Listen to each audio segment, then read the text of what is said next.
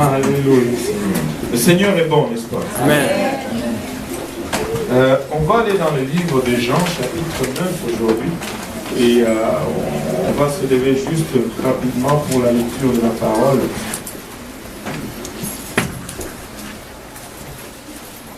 Jean, chapitre 9.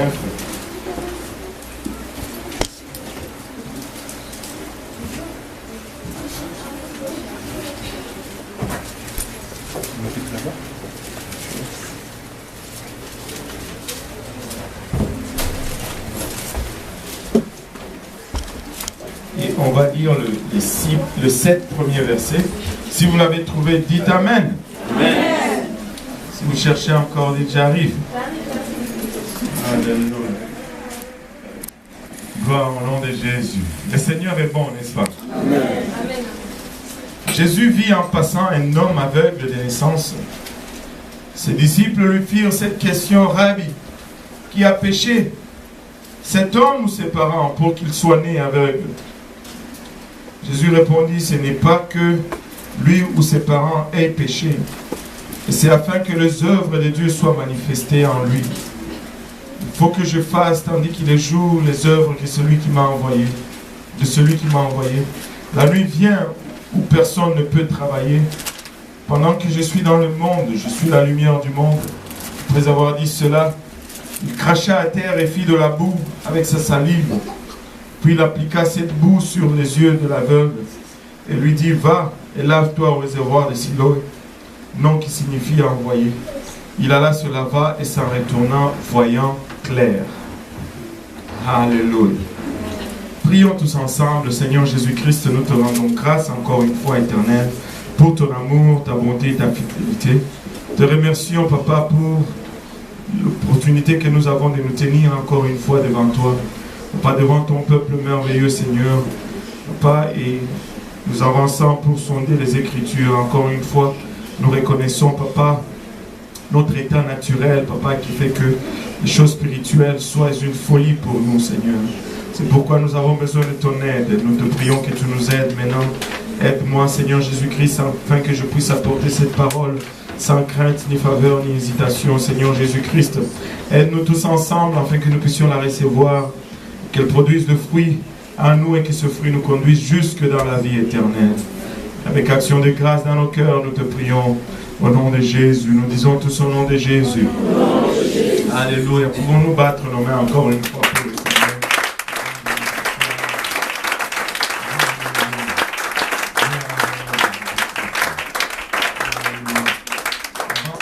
Avant de t'asseoir, juste regarde ton voisin, dis-lui: c'est pour moi aujourd'hui.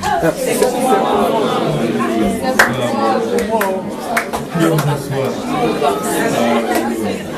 C'est pour moi aujourd'hui. Alléluia. Gloire au Christ. Si je devais mettre un titre à ce message, je dirais tout simplement, ou je dirais probablement, n'aimez pas Dieu dans une boîte. Ne mets pas Dieu dans une boîte. Regarde ton voisin, dis-lui: ne mets pas Dieu dans une boîte. Ne mets pas Dieu dans une boîte. Il ne peut pas être contenu dans une boîte. Et même l'univers a besoin de continuer à s'élargir parce qu'il ne peut pas contenir un Dieu infini. Alors arrête d'essayer de mettre Dieu dans une boîte. Dieu fait ce qu'il veut. Tantôt il fait une chose, tantôt il fait une autre chose. Et tantôt il donne à celui-ci, tantôt il donne à l'autre. Et je disais tantôt, quand je parlais aux élèves, aux étudiants, que Dieu n'a pas besoin de te donner un diplôme pour te donner de l'argent. Et on va parler un peu dans cette ligne aujourd'hui. Il fait plutôt ce qu'il veut. Et quand il veut, de rien, il peut tout te donner, ou de tout, il ne peut rien te donner. ne mets pas Dieu dans une boîte. Et surtout, n'essaye pas toujours de comparer les situations et dire, bon, là, c'était comme ça, lui, il a fait ça, il a eu ça, moi aussi, je vais faire ça, je vais avoir ça. Ce n'est pas comme ça. Toute situation s'équivaut devant Dieu. Et il fait ce qu'il veut. Ce n'est pas parce que je me retrouve dans la même situation exactement que le frère Achille que le Seigneur va aussi me donner une Honda Civic grise. Amen. Amen. Ce n'est pas parce que je me retrouve dans la même situation que le frère Abou, je veux dire, que Dieu va me donner aussi une iPad mini blanc. Wow. Lui, il a une iPad mini blanc, mais moi j'ai eu un iPad. C'est je sais pas. Ou c'est iPad tout court. Tout court. Moi j'ai eu un iPad. Je suis content. Lui, il est content. Tout le monde est content. Amen. Amen. Dieu fait ce qu'il veut. Il fait ce qu'il veut avec moi. Il fait ce qu'il veut avec l'autre. Il fait ce qu'il veut. Il donne quand il veut. Il ne donne pas quand il veut. Ce n'est pas toujours parce que j'ai fait ceci ou parce que j'ai fait cela. Et des fois nous nous disons, si j'ai pris pendant 3 heures d'affilée, alors Dieu va me donner. Tu peux prier des fois même pendant 3 jours d'affilée sans interruption et puis c'est comme on fait chez nous. Vous comprenez cela? Comment? Why not? Ça se dit en Haïti, why not? Au Cameroun, on connaît ça? C'est en français, non? Ashuka.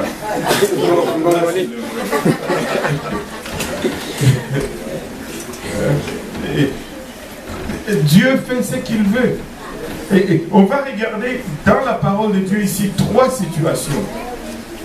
3 situations pareilles, mais dans lesquelles Dieu n'a pas agi du tout de la même façon. La première, c'est cet aveugle qu'on vient de voir dans le livre de Jean. Et Jésus vit en passant un homme aveugle de naissance. Cet homme était né aveugle. Il est sorti du ventre de sa mère avec des yeux qui ne voyaient pas. Et là, le disciple, voyant cela, il commence à se questionner. Il dit, mais qu'est-ce qui s'est passé avec cet homme? Nous savons qu'il est né aveugle. Et nous savons qu'un enfant n'a rien fait. On dit toujours un enfant est innocent, n'est-ce pas? Il n'a rien fait. Mais pourquoi est-il aveugle? Est-ce qu'il a péché ou est-ce que ses parents ont-ils péché pour qu'il soit né aveugle? Et s'il est en train s'il est aveugle à cause du péché de ses parents, au fond, la question sous-entendue ici, n'est-il pas injuste? N'est-ce pas injuste que lui soit né aveugle et que l'autre soit né avec ses 2 yeux? À qui la faute? Au fond, c'était une accusation un peu. Pourquoi lui serait aveugle et les autres ne le seraient pas? Écoutez, on ne connaît pas le pourquoi toujours. Amen. Pourquoi moi je suis né au Congo et le frère Serge est né au Cameroun? Moi j'aurais bien aimé être camerounais aussi. Amen. Pourquoi tel a ceci? Oh, moi je n'ai pas cela. Pourquoi tel a de longs cheveux? Moi je n'en ai pas. Pourquoi moi j'ai fait la calvitie, l'autre ne le fait pas? Pourquoi? Des fois, il n'y a tout simplement pas de raison pourquoi tu traverses ce que tu traverses. C'est tout simplement la simple raison, c'est que Dieu veut faire voir sa gloire. Amen. Il faut des fois arrêter de se plaindre de sa situation et de commencer à voir plutôt Dieu à travers notre situation. Nous aimons des miracles. Nous aimons voir la gloire de Dieu. Mais cela ne va pas se faire voir juste pour un show. Il faut qu'il y ait un besoin. Comme on nous l'a dit dans la réunion de prière hier, il faut que je sois fauché pour que je voie un miracle financier de la part de Dieu. Mais toi, tu n'aimes pas être fauché. Mais comment est-ce que tu vas voir le miracle financier de la part de Dieu? Il faut que je sois malade pour que je voie un miracle de guérison. Si je ne suis pas malade, je ne verrai jamais un miracle de guérison. Il faut que je fasse face à une situation impossible pour que je voie la grandeur et la puissance de Dieu manifestée dans ma vie. Change un peu la façon de regarder ta situation. Arrête de te plaindre continuellement sur ta situation et commence plutôt à louer Dieu pour l'opportunité qu'il te donne de montrer sa gloire, sa puissance et sa grandeur. Alléluia. Sa main va bouger. Sa main va bouger. Mais quand elle va bouger, il faut qu'il y ait une raison. Si on enlève cette raison, on ne verra pas la main de Dieu bouger dans notre vie. Je remercie Dieu pour ma situation. Je remercie Dieu pour mes manques.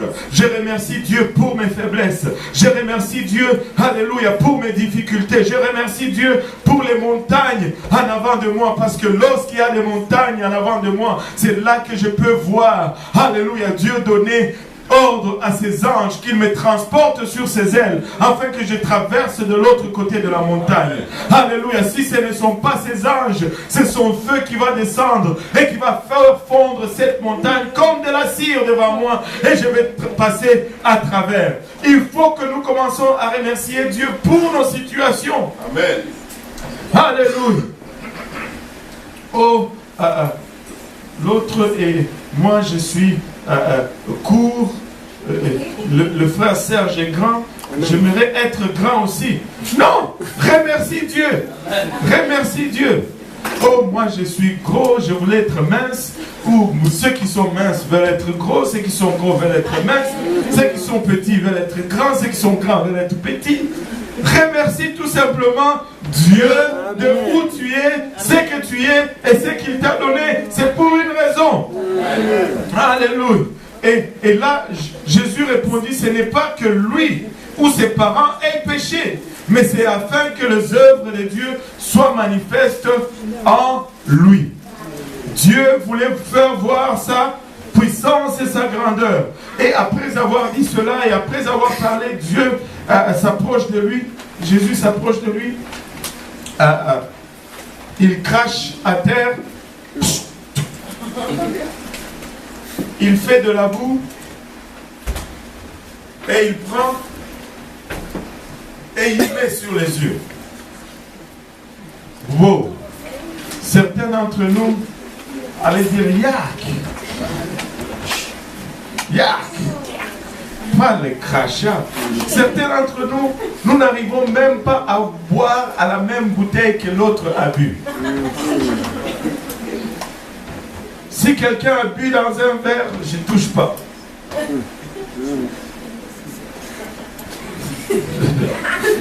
Qui est comme ça ici?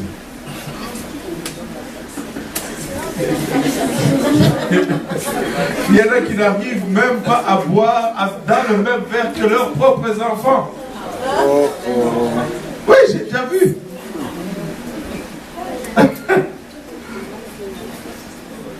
Il y en a d'autres qui sortent la nourriture dans la bouche de leurs enfants et...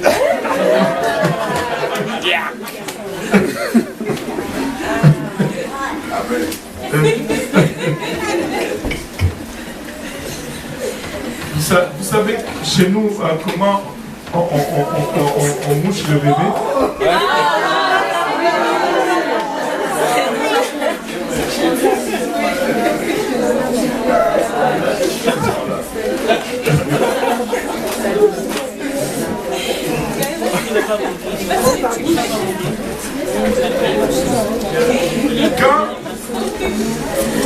Quand tu es dans la détresse, on perd tous les sens du dégoût. Tu sais, on veut faire le fin quand ça va. Quand on est plein. Là, les situations, mais quand tu es vraiment affamé, peu importe d'où ça vient, peu importe comment on me les donne, je suis dans le besoin. Seigneur, si tu dois cracher et même tirer dans ta gorge le crachat pour cracher, afin que je puisse voir pour l'amour de Dieu. Il crache, il fait de la boue et il dit, va te laver. Non seulement le type devait supporter le crachat, il devait supporter la boue, et après il devait marcher jusqu'à la piscine de Siloé pour qu'il se lave. Et là, la Bible nous dit qu'il s'est lavé et il est retourné voyant clairement. Amen. Il est retourné voyant clairement. Écoutez, les gens qui sont réellement malades, allez à l'hôpital, même s'ils étaient athées. Tu leur dis, est-ce que je peux prier pour toi? Oui, prie pour moi. Parce que dans le besoin réel, on ne se préoccupe même pas d'où ça vient, ni comment ça vient. Je veux juste être guéri. Je veux juste voir la main du Seigneur. Peu importe ma situation, je veux juste voir la main du Seigneur. Et là, l'aveugle a été guéri. Regarde ton voisin et dis-lui, il a été guéri. Ça a pris la salive, ça a pris la boue, ça a pris qu'il marche jusqu'à la piscine de Siloé et qu'il se lave. Et il a vu clair. Il a supporté sa boue et il a vu clair. Et quand on arrive dans le livre de Marc, chapitre 8, à partir du verset 22, là on voit un autre aveugle.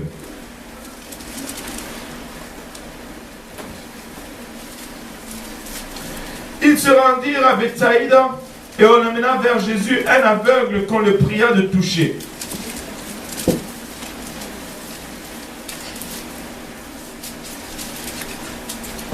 On lui amène cette fois-ci un aveugle. Celui-ci, le premier, il était assis et Jésus ne faisait que passer par lui.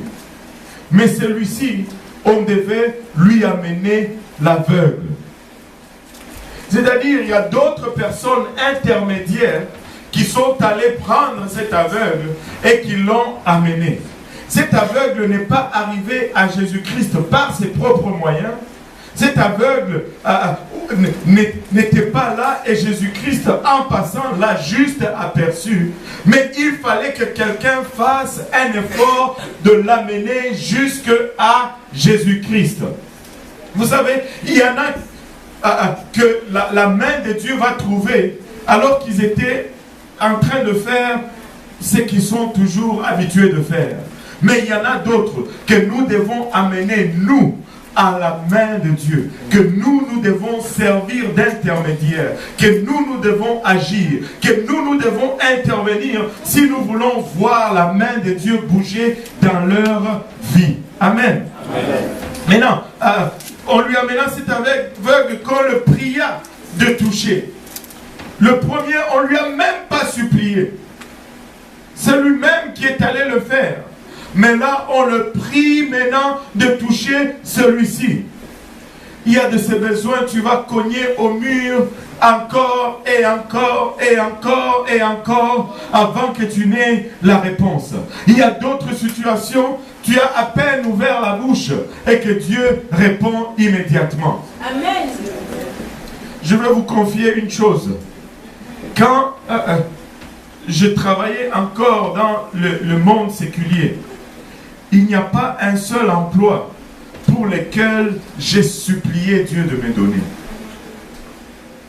Je vous dis littéralement, j'ai pensé au travail. Je me disais, ça serait bien si je fais cela. Et Dieu me le donnait. Il me le donnait.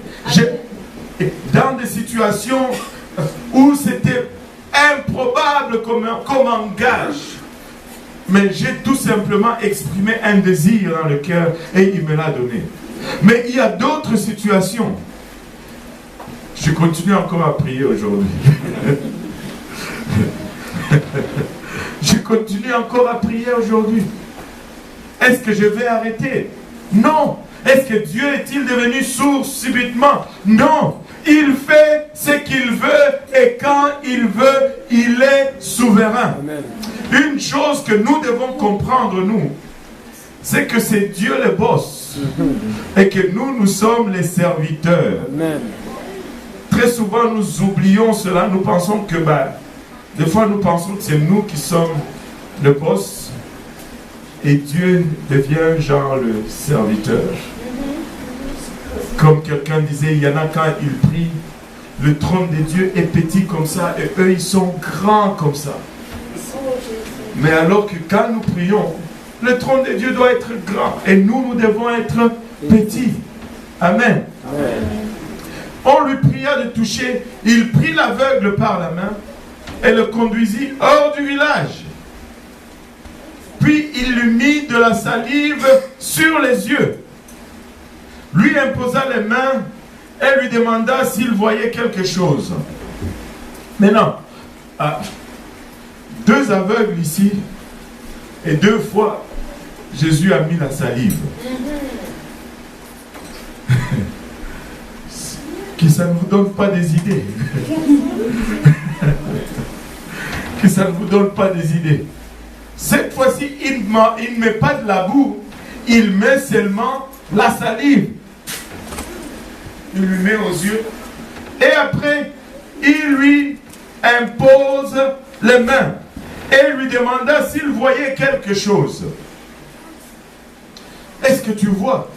Il regarda, il dit, j'aperçois les hommes, mais j'en vois comme des arbres et qui marchent. Il commençait à voir, mais ce qu'il voyait, ce n'était pas tout à fait clair. Sa guérison avait commencé, mais elle n'était pas complétée. Ce n'était pas comme les gars de la piscine de Siloé. Instantanément, il a lavé les yeux et instantanément, il a vu clair. Mais pour lui, il fallait des étapes. Pour lui, il y avait d'autres, il y avait un processus. Il dit, j'aperçois des hommes et j'en vois comme des arbres qui marchent. Jésus lui mit de nouveau les mains sur les yeux et quand l'aveugle regarda fixement, il fut guéri et vit tout distinctement. Certaines réponses de la part du Seigneur vont être graduelles.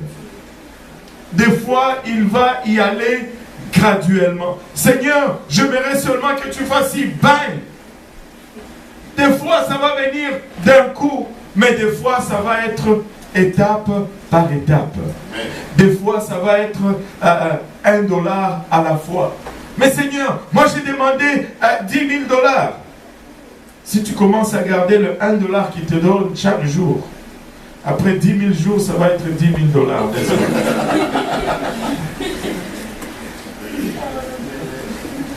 Des fois, c'est étape par étape. Mais des fois, c'est juste d'un coup, bang, tu l'as. Mais des fois, ça prend un processus. Et des fois, il va choisir de le faire de cette façon parce qu'il veut nous montrer une leçon. Des fois, c'est le Seigneur qui nous rencontre même au lieu de nos besoins avant que nous ne puissions même demander quelque chose. Mais des fois, il faut que quelqu'un se tienne dans la brèche et intercède et prie et implore le Seigneur afin que le Seigneur puisse faire quelque chose. Nous ne pouvons pas arrêter d'implorer le Seigneur. Nous ne pouvons pas arrêter de prier. Nous ne pouvons pas arrêter de frapper à sa porte. Je me rappelle, j'étais encore jeune chrétien. On était dans la réunion de prière de samedi soir. Et un jeune est venu, je pense que c'était presque 3 semaines de suite. Il vient, j'ai un problème avec l'estomac, si vous pouvez prier pour moi. On a prié. Et le samedi prochain, il dit, je voulais qu'on prie pour moi pour mes problèmes d'estomac. On a prié. Et l'autre samedi qui venait, il est venu, il y avait un homme qui était soi-disant un prophète Et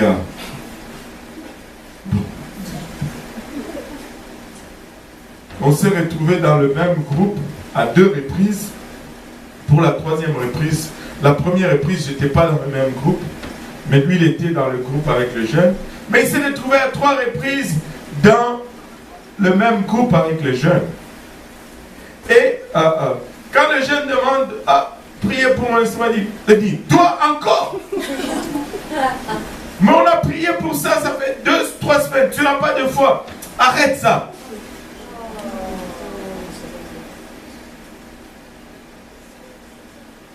Le Seigneur a mis les mains sur cet homme à 2 reprises. C'est le Seigneur lui-même. Il a fait la première fois et il a fait une deuxième fois. Et n'arrête pas de frapper à la porte du Seigneur. Ce n'est tout simplement pas parce que tu ne vois pas la réponse que cela veut dire que le Seigneur n'est pas intéressé ou que tu n'as pas de foi. D'ailleurs, quand tu vas prier, c'est déjà là une expression de ta foi. Amen. Si tu ne pries pas, c'est là que je me demande, est-ce que tu crois vraiment? N'arrête pas de prier. Seigneur, je ne vois pas encore. Seigneur, j'ai des problèmes d'estomac. Seigneur, mes bien-aimés, ils doivent être sauvés. Seigneur, j'ai telle situation. N'arrête pas de l'importuner jusqu'à ce qu'il réponde à ta situation. Et tantôt il fait d'une façon, tantôt il fait d'une autre façon. Tantôt il répond instantanément, tantôt il y va par processus. Tantôt il nous fait attendre, tantôt il ne nous fait pas attendre. Tantôt il vient même avant que nous le demandions. Tantôt nous devons nous tenir dans la brèche pour intercéder afin que nous puissions toucher son trône. Mais d'une façon ou d'une autre, le Seigneur va répondre à ma situation. Amen. Ne lâche pas, ne t'arrête pas, continue de presser, continue de prier, ne t'arrête pas. Voyons un 3e cas ici dans le livre de Marc. Marc chapitre 10.